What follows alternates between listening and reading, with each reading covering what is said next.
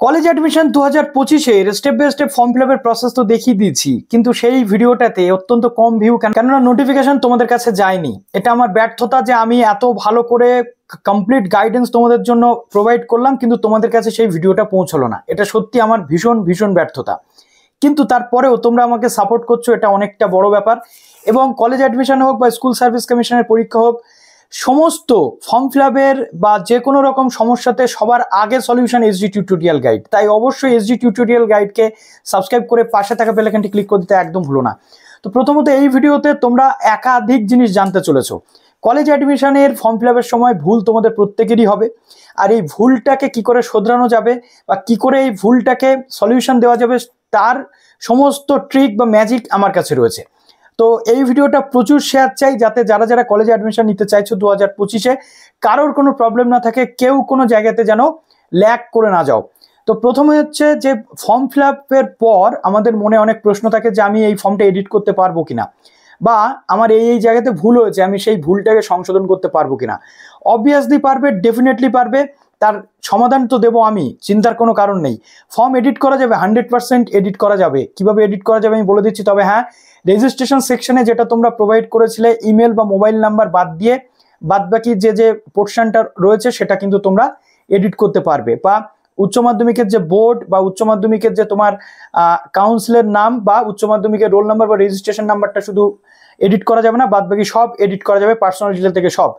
আধার number ভুল দিয়েছি, আমি কি এডিট করতে পারবো? কনফার্ম এডিট করতে পারবে, দেখিয়ে দেবো। তার জন্য প্লিজ এক্ষুনি লাইক করে দাও। মাধ্যমিক এবং উচ্চ মাধ্যমিকের রেজাল্ট ভুল দিয়েছি, মার্কস ভুল দিয়েছি, আমি কি এডিট করতে পারবো? কনফার্ম এডিট করতে পারবে মাধ্যমিক উচ্চ মাধ্যমিকের রেজাল্ট যদি ভুল দিয়ে থাকো। মাধ্যমিক অনেকের যেটা প্রবলেম হচ্ছে, থিওরিতে 15 পেয়েছো 90-এর মধ্যে, আর প্রজেক্টের 10-এর মধ্যে 10 পেয়েছো, হয়ে যাচ্ছে 25, কিন্তু পোর্টালে যখন তোমরা ইনপুট করতে চাইছো সেটা নিচ্ছে না, সেখানে দেখা যাচ্ছে ফেল ক্যান্ডিডেট। ওকে, তার সলিউশন কি সেটা এই ভিডিওতে বলে দেবো, একদম পোর্টালে নিয়ে গিয়ে বলে দেবো।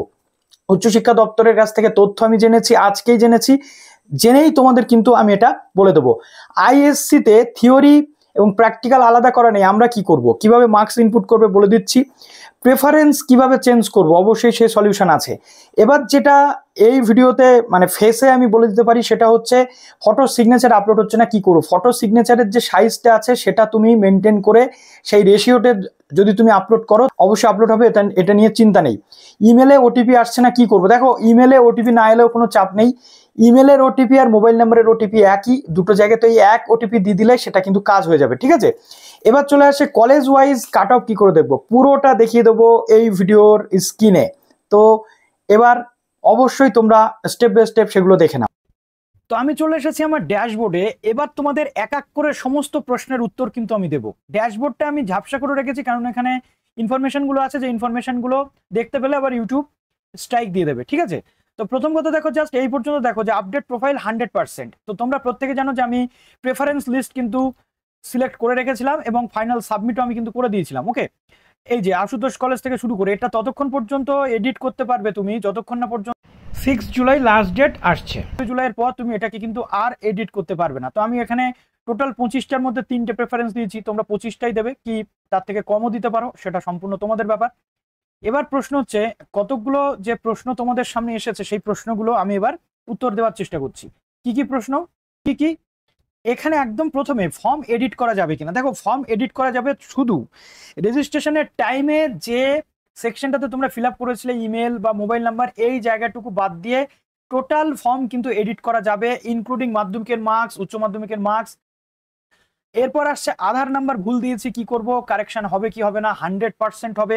কিভাবে হবে পুরো স্টেপগুলো দেখাচ্ছি। ওকে, এবং যে যে কথাগুলো আমি বলেছি একদম শুরুতে, সেই পুরো সিস্টেমগুলো তোমাদের আমি দেখাতে চলেছি। কিন্তু ফর্ম এডিট করতে গেলে বাবা একটা প্রবলেম হবে, যেটা এই যে প্রেফারেন্স বা কলেজ লিস্ট আমি সিলেক্ট করেছিলাম, এটা কিন্তু উড়ে যাবে, এটা তোমাদেরকে আবার করতে হবে, ঠিক আছে। তো তার জন্য কি করতে হবে, জাস্ট এই দেখো, এই যে জায়গাটা রয়েছে দেখো, এইখানে আমি করে দিচ্ছি ক্লিক, এই যে মাই প্রোফাইল অপশন, ঠিক আছে।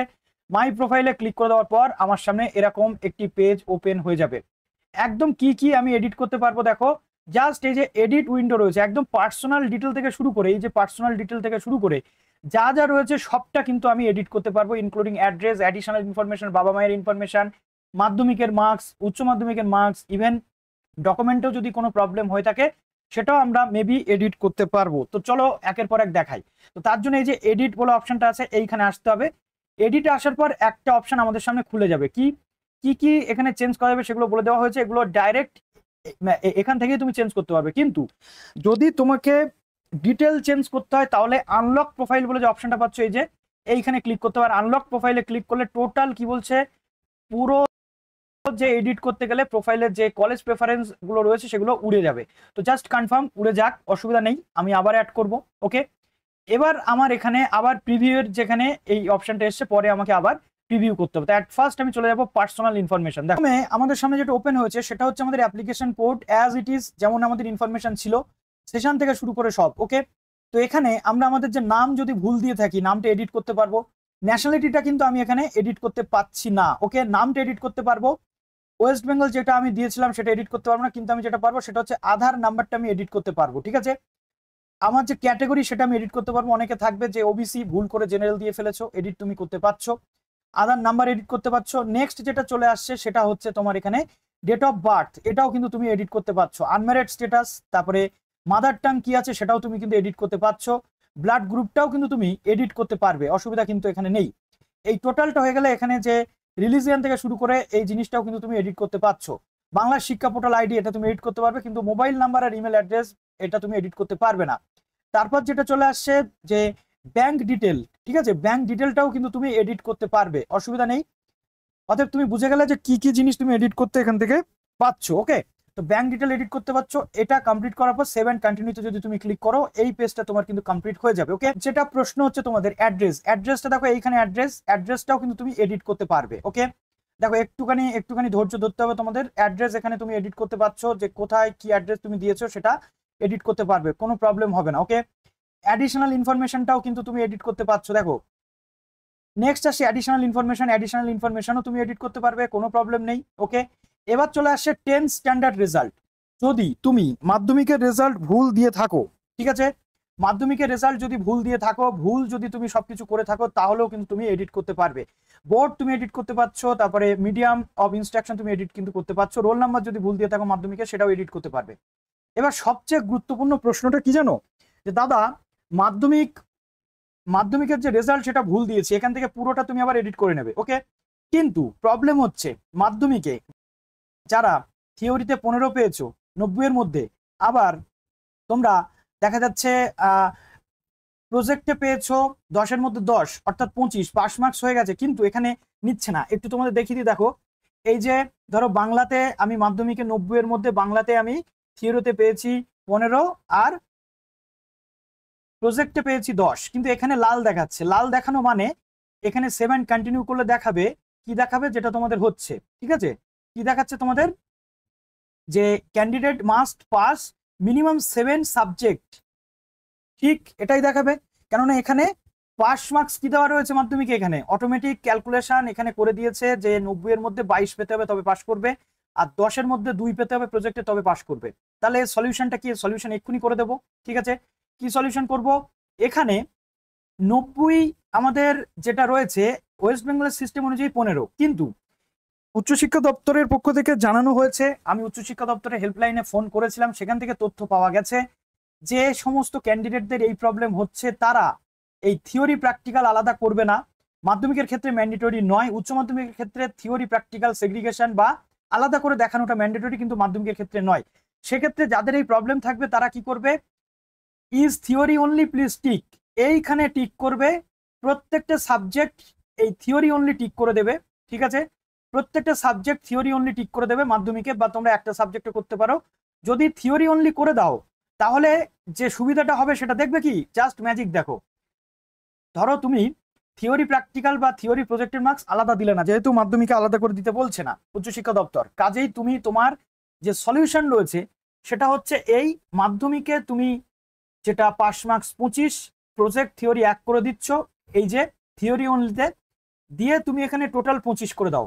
দেখো নিয়েছে, লাল আছে নেই। অতএব এইভাবে পুরো মার্কসটা তোমরা যা যা পেয়েছো সেগুলো পরপর তোমরা এইভাবে বসাতে থাকো, এই থিওরি অনলিতে টিক করে এটা 100 করে দাও, ওভারঅল 100 করে দাও। 100 এর মধ্যে তুমি কত পেয়েছো সেটা তুমি এখানে দিয়ে দাও। ঠিক আছে, এটা শুধুমাত্র মাধ্যমিকের ক্ষেত্রে, উচ্চ মাধ্যমিকের ক্ষেত্রে কিন্তু নয়। এটা শুধুমাত্র মাধ্যমিকের ক্ষেত্রে, উচ্চ মাধ্যমিকের ক্ষেত্রে কিন্তু নয়। তো আশা করি আমি তোমাদেরকে বোঝাতে পারলাম যে পুরো বিষয়টা ঠিক কি হতে চলেছে। ঠিক আছে, তো এইভাবে পুরো প্রসেসটা হতে চলেছে। আশা করি তোমরা এখান থেকে বুঝে গেলে। প্রশ্ন হচ্ছে যে দাদা আমরা উচ্চ মাধ্যমিকের মার্কস কি এডিট করতে পারবো, আর আইএসসি ক্যান্ডিডেটদের জন্য কি হবে? আইএসসি ক্যান্ডিডেট বা সিবিএসসি যাই হোক না কেন, যদি তোমাদের প্র্যাকটিক্যাল আর থিওরির মার্কস আলাদা করে মেনশন না করা থাকে, একই সাথে যদি 100 করা থাকে, তাহলে আমি তোমাদের বলবো সেম প্রসেস। উচ্চ মাধ্যমিকের কোনো ডিটেল কিন্তু চেঞ্জ করা যাবে না। এখানে যেটা রয়েছে শুধুমাত্র আর্টস সাবজেক্ট, এটা তুমি চেঞ্জ করতে পারবে, roll number, registration number, passing ইয়ার, বোর্ড কিচ্ছু চেঞ্জ করতে পারবে না। শুধু মিডিয়াম অফ ইনস্ট্রাকশন আর কোন ডিসিপ্লিন থেকে পড়েছো এটা বাদে তুমি আর কিছু চেঞ্জ করতে পারবে না। কিন্তু উচ্চ মাধ্যমিকের মার্কস গুলো তুমি চেঞ্জ করতে পারবে, ঠিক আছে? এখানে তুমি তোমার মতো মার্কস কিন্তু ম্যানুয়ালি আবার বসাতে পারবে যদি ভুল করে থাকো। এবার আইএসসি বোর্ড বা অন্যান্য যে বোর্ড রয়েছে যাদের আলাদা করা নেই থিওরি বা প্র্যাকটিক্যাল বা থিওরি বা প্রজেক্ট, তারা কি করবে, সেম প্রসেসে মাধ্যমিক যেটা দেখিয়ে দিয়েছি সেম প্রসেসে তোমাদেরও করতে হবে। এই যে এখানে তুমি টিক করে দাও, 100 হয়ে যাচ্ছে, 100 এর মধ্যে তুমি থিওরি প্র্যাকটিক্যাল যেটা পেয়েছো টোটাল মার্কস অবটেন্ডে তুমি এখানে কিন্তু দিয়ে দাও। এগুলো কিন্তু তোমার আর দেওয়ার প্রয়োজন নেই। তো কিন্তু বেঙ্গল বোর্ডের ক্ষেত্রে যেহেতু আলাদা করে করা রয়েছে উচ্চ মাধ্যমিকে, কাজেই সেক্ষেত্রে কিন্তু তোমাদের এখানে আলাদা আলাদা করে এইভাবে থিওরি প্র্যাকটিক্যাল আলাদা আলাদা করে কিন্তু দিতে হবে, ঠিক আছে? কিন্তু আইসিএসসি বা সিবিএসসি বা অন্যান্য বোর্ডে যদি এটা একসাথে করা থাকে তাহলে সবগুলো তোমরা পরপর টিক করে 100 করে তোমরা কিন্তু যেটা অবটেন মার্কস, এই অবটেন মার্কস এখানে বসিয়ে দিলে তোমাদের সমস্যা কিন্তু মিটে যাবে। তারপরে 7 কন্টিনিউতে করে দিচ্ছ, কন্টিনিউতে ক্লিক করে দেওয়ার পর তোমরা এখানে দেখতে পাচ্ছ যে ডকুমেন্ট সেকশন। ভুল যদি ডকুমেন্ট আপলোড করে থাকো তুমি এখান থেকে আবার চেঞ্জ করতে পারবে, ঠিক আছে? কিভাবে চেঞ্জ করবে, জাস্ট দেখো এই ভিউ আমি অলরেডি আপলোড করে রেখেছি বলে ভিউ দেখা যাচ্ছে।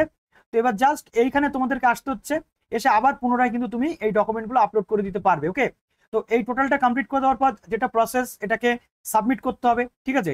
এই যে সাবমিট তোমাদের করতে হবে প্রিভিউ করে প্রত্যেকটা, যেমন আমি তোমাদের দেখিয়েছিলাম যে প্রত্যেকটা জায়গাতে চেক করতে হবে, চেক করে করে করে করে তোমাদের আবার কিন্তু একদম শেষে এসে এই আই কনসেন্টে আই অ্যাকনলেজে ক্লিক করে টোটালটা কিন্তু কমপ্লিট করতে হবে। ওকে, এবার এসে তোমাদের অ্যাড প্রেফারেন্স করতে হবে।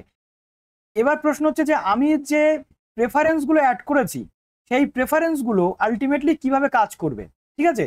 তুমি চেঞ্জ করতে পারবে। এটাকে দেখা যাচ্ছে এই এই যেটা রয়েছে, আমি সবটা আশুতোষ কলেজ করে রেখেছি, একটা নতুন কলেজ অ্যাড করে আমি তোমাদের দেখাই।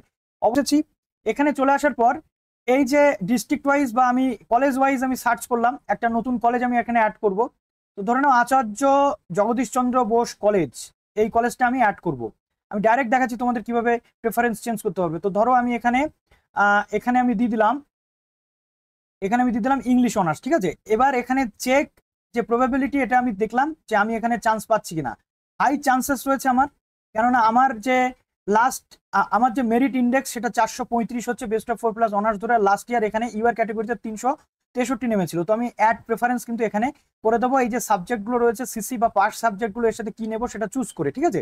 তো ধরে নাও আমি এখানে CC English, minor political science এবং ইকোনমিক্স নিয়ে আমি জাস্ট এই প্রসিড করে দিলাম। দিয়ে এটাকে আমি যদি চাই একে নিয়ে যেতে পারি, আমি যদি চাই 4-এ রাখতে পারি। তো এখানে আমি অ্যাড করে দিলাম আমার যে প্রেফারেন্স, সেই প্রেফারেন্স লিস্ট। ওকে, এবার আমি জাস্ট এইখানে এই গো টু প্রেফারেন্স লিস্ট এখানে চলে যাব। এই দেখো এইখানে আমি যাব, এখানে চলে আসার পর আমরা দেখব যে এখানে আচার্য জগদীশচন্দ্র বোস অ্যাড হয়েছে কিনা। হ্যাঁ, এখানে অ্যাড কিন্তু আচার্য জগদীশচন্দ্র বোস হয়েছে 435। আমি কি করে কলেজ ওয়াইজ কাট অফ দেখবো, এখান থেকে আমি তাহলে বুঝে গেলাম প্রত্যেকটা কলেজে কাট অফ কত, এখানে ঢুকে ঢুকে আমাকে দেখতে হচ্ছে। তো মেরিট ইন্ডেক্স আমার যেটা হয়েছে 435, এই যে বেস্ট অফ 4 350 প্লাস 85 ইংলিশে ধরে আমার এখানে হয়েছে 435। আমার ড্যাশবোর্ডে চলে যাব, গিয়ে আবার যদি আমি সেভ করি এবং 100% আমার কিন্তু এখানে দেখাচ্ছে। আমি যদি এটাকে সেভ করি, আমি কিন্তু একদম সেভ করে নিয়ে আবার পিডিএফ ডাউনলোড করে নিতে পারবো। তো এই হচ্ছে পুরো প্রসেস, যেভাবে তোমাদের স্টেপ বাই স্টেপ আমি দেখিয়ে দিয়েছি, আবারও আমি তোমাদের দেখিয়ে দিলাম।